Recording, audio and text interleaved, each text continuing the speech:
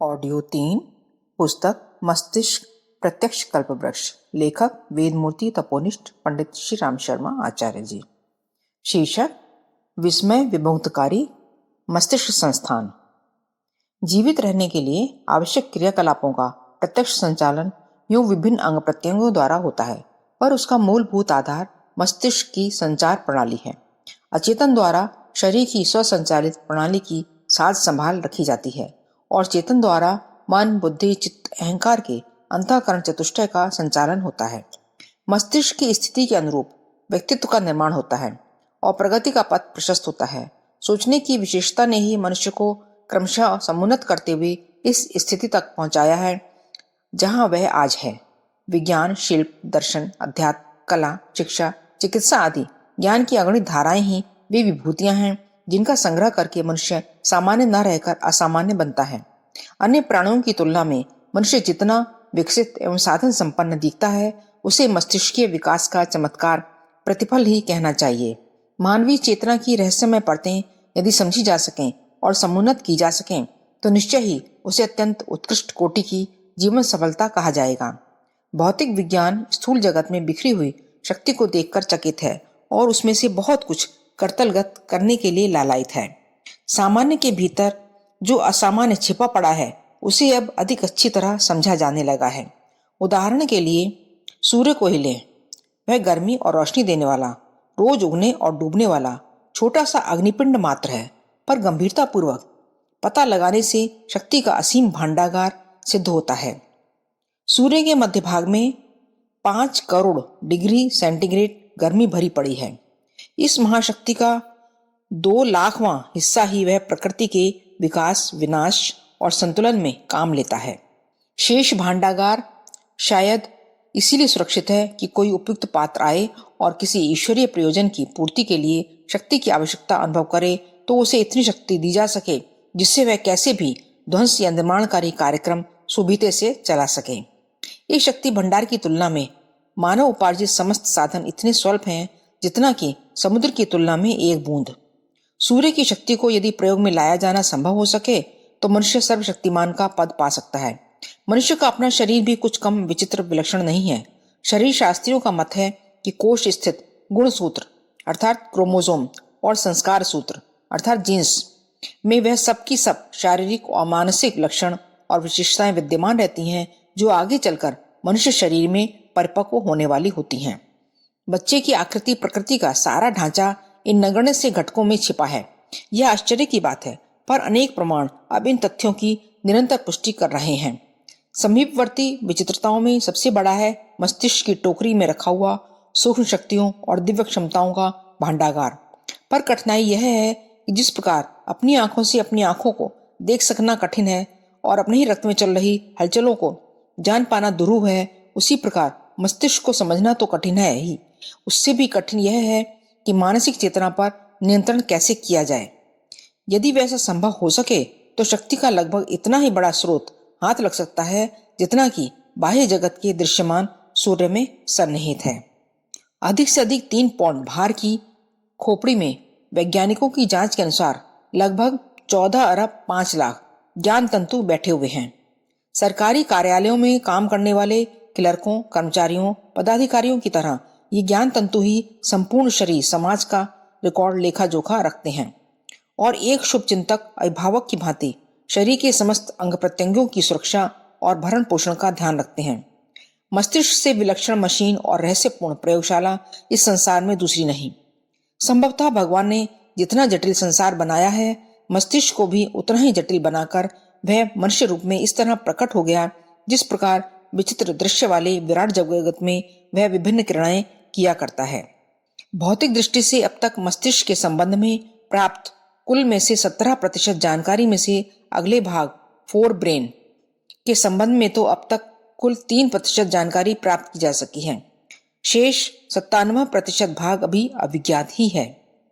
Superior and inferior cerebral pedicles के बीच अवस्थित मस्तिष्क में ही संपूर्ण दृश्य केंद्र अर्थात ऑप्टिक एरिया, अनुभूति केंद्र अर्थात सेंसरी एरिया बने हैं।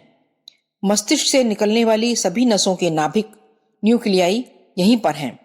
यहाँ एक अद्भुत संसार छिपा है, पर उसे यंत्रों से नहीं, भावनाओं से, ध्यान से ही देखा जा सकता है। उसकी जानकारी चित्तवृत्तियों के निरोध, एकाग्रता, आध्यात्मिकता के समन्वय से ही की जा सकती है। अन्य कोई उपाय शायद ही संभव हो। यह बात तो डॉक्टर और एनाटॉमिस्ट्स भी जानते हैं कि दोनों भौहों के सीध में, जहां दोनों आंखों की नसें ऑप्टिक नर्व्स मिलकर ऑप्टिक कैज़्मा बनाती हैं, उस स्थान पर पिट्यूटरी नाम की एक ग्रंथि ग्लैंड पाई जाती है। यहीं से सारे शरीर का नियंत्रण करने वाले क्रोध, भय, चिंता, प्रसन्नता आदि के हार्मोन्स निकलते हैं। इसका सारे शरीर में नियंत्रण है, इसीलिए इसे स्वामी ग्रंथि, मास्टर ग्लैंड कहते हैं। भारतीय इसे ही आज्ञा चक्र कहते हैं। पर दाहिने बाएं 2 बल्ब, ऑल फैक्ट्री बॉल्ब्स, लगे होते हैं। इनकी सूक्ष्म रचना के बारे में तो वैज्ञानिक नहीं जान पाए, किंतु वे यह मानते हैं कि इस स्थान की आंतरिक जानकारी मिलने से मस्तिष्क और शरीर के सूक्ष्म अंतर्वर्ती रहस्यों का पता लगाया जा सकता है। प्रसिद्ध जीवशास्त्री जेम्स ओल्ड्स के एक विद्यार्थी ने एक चूहे के मस्तिष्क में ऐसा प्रयोग करके दिखाया कि उसके मस्तिष्क के एक भाग को संकेत कर देने से वह अपना स्वभाव ही भूल गया और बच्चे की साइकिल का पैडल घुमाने लगा। उसे इसमें इतना आनंद आया कि उसने 1 घंटे में कोई 800 पैडल घुमाए। इस बीच उसके आगे मीठे भोजन का थाल भी रखा गया, जिसे खाना और सूंघना तो दूर, ध्यान से देखा तक भी नहीं। एक शरीर में भिन्न व्यक्तित्व का सन्निहित होना यह बताता है कि मनुष्य जीवन आत्म विकास की एक कड़ी है। हमारी ज्ञानधाराएं, हमारी चेतना शाश्वत है। उसे शुद्ध, पवित्र, बलवान और आनंदपूर्ण बनाकर हम सदैव ही अच्छे जीवन का आनंद ले सकते हैं। जो थोड़ी सी घटनाएं पाश्चात्य वैज्ञानिकों ने चूहों, बंदरों पर प्रयोग करके देखी, वह वस्तुतः हमारे सामने प्रतिदिन प्रतिक्षण घटित होती रहती हैं। भारतीय योगियों ने हमें जप करना, प्रार्थना करना, सेवा, सहयोग और सहानुभूतिपूर्ण जीवन जीना सिखाया है। उसके पीछे उनकी आत्मचेतना की गहनतम खोजें, प्रयोग और अनुभूतियां ही हैं। उन्होंने देखा था हम जो भी हैं या जो कुछ रहे हैं, वह सब मस्तिष्क की रचना है। चोट लगती है पाँव में, अनुभव करता है मस्तिष्क। रोती हैं आंखें, दुख करता है मस्तिष्क। पत्थर उठाते हैं हाथ, किंतु उसके लिए आदेश देता है मस्तिष्क। अंधकार होता है, हमारे शरीर से कोई वस्तु टकराती है, उसकी चिंता करता है मस्तिष्क, विश्लेषण करता है मस्तिष्क, और फिर उससे बचने या उठा लेने की बात सोचना और आदेश भी देना, यह सब मस्तिष्क के ही कार्य हैं। इसीलिए उन्होंने मस्तिष्क की ही खोज करने का निश्चय किया। अभी तक खोजों के अनुसार यह मानने के लिए पर्याप्त आधार मिल गए हैं कि मनुष्य जीवन के संपूर्ण सुख दुख, ईर्ष्या द्वेष, काम क्रोध, तृष्णा, समय, संयम, भय निर्भयता, स्वार्थ परमार्थ आदि सभी गुण अवगुण यहीं से संबंधित हैं। मस्तिष्कीय शक्ति का किसी भी दिशा में विकास करके कैसी भी सफलता प्राप्त की जा सकती है। प्राचीन काल में योग विज्ञान ने मस्तिष्कीय शक्ति को अभीष्ट दिशा में विकसित करने की पद्धति विकसित कर ली थी और उस विज्ञान से लाभ भी उठाया गया है। आधुनिक विज्ञान भी अपनी ढंग से क ख ग से आरंभ कर इस दिशा में प्रयोग अनुसंधान कर रहा है। फ्रांसीसी वैज्ञानिक प्रोफेसर डेलगाडो ने एक बार बाल से भी अधिक सूक्ष्म विद्युतग्र इलेक्ट्रोड बनाया और उसे लूलू जंतु की कनपट्टी में स्पर्श कराया। लूलू बड़ा डरपोक जानवर होता है, पर विद्युत द्वारा मस्तिष्क में एक विशेष भाग को उत्तेजित करते ही उसका सारा भय निर्भलता में बदल गया और वह इस तरह से कार्य करने लगा जैसे वह कोई शेर हो। उससे अधिक बलवान और खूंखार जानवर उसके सामने लाए गए, पर वह तनिक भी नहीं डरा, वरन उल्टे उन्हें धमकाकर यह सिद्ध कर दिया वह जीवन की स्वाभाविकता नहीं है, वरन यह मस्तिष्क की एक अवस्था मात्र है। हम किसी भी गुण को अपने आप में एक नए सिरे से पैदा करके उसकी पूर्णता प्राप्त कर सकते हैं। इस प्रयोग से मानसिक दृष्टि से कमजोर व्यक्तियों को यह सोचने का अवसर मिला, कमजोरी इतनी भूल है। वस्तुतः दुख और कमजोरियां मनुष्य के लिए हैं ही नहीं। यदि अपने मस्तिष्क के गुणपरक, साहसपरक, सुख और आनंद परक भाग को जागृत रखें तो हम अपने ही आनंद से आनंदित रह सकते हैं। वरन संसार में और भी जो सर्वत्र गुण और आनंद के कण बिखरे पड़े हैं, उनसे भी खींच कर गुण और आनंद की मात्रा बढ़ाकर सुख, शांति और समृद्धि का जीवन जी सकते हैं।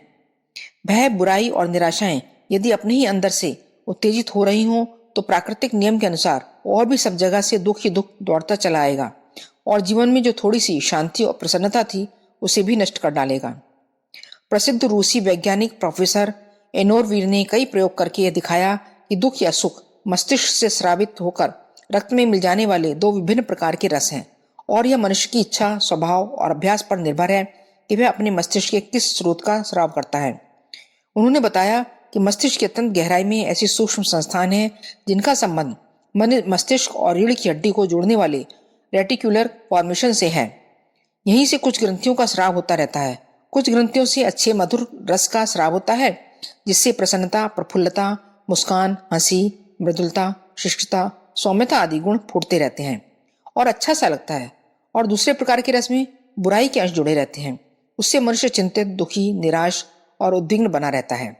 डॉक्टर एनोरविन ने यह बताया कि इन ग्रंथियों का स्राव अपने आप नहीं होता, वरन यह सब विशेषताओं से, विचारधाराओं से होता है। अर्थात हमारे अच्छे बुरे विचार और भावना ही सुख दुख की जन्मदाता है।